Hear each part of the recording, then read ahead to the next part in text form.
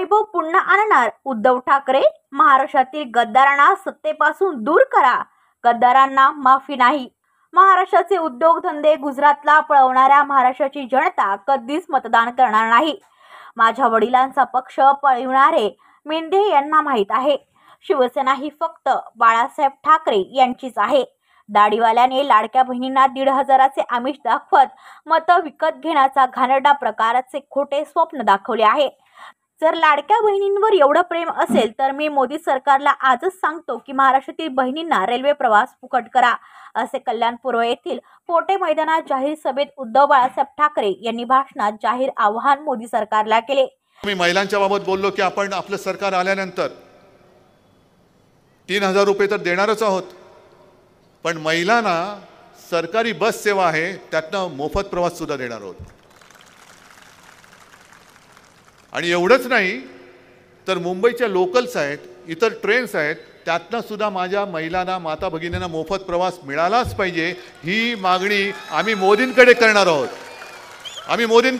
बघू मोदींचं बहिणीचं प्रेम किती आहे, या आजच मी मागणी करतोय। मोदी जी, आपको अगर आपका बहन का प्यार सच्चा है तर मग माझ्या या सगळ्या माता भगिनींना संपूर्ण देशभर नाही करू शकला तर महाराष्ट्रभर लोकल सकट सगळ्या रेल्वेचा प्रवास हा तुम्ही मोफत करून दाखवा। चला, माझं आव्हान आहे तुम्हाला।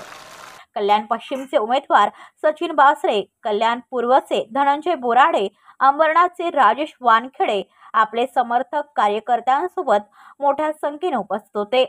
देवेंद्र फडणवीस हे मुख्यमंत्री झाले तर एकनाथ शिंदे उपमुख्यमंत्री होतील का, असा खोचक टोला उद्धव ठाकरे यांनी लगावला। अखंड उपमुख्यमंत्री भव,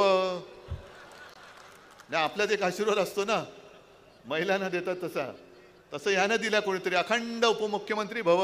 कोणी आलं तरी आपले उपमुख्यमंत्री आहेतच, तर टिळा काय त्यांचा पुसला जातच नाही। पण अमित शहानी जाहीर केले की ते जर त्यांची सत्ता आली, येत तर नाहीच, तर देवेंद्र मुख्यमंत्री होतील।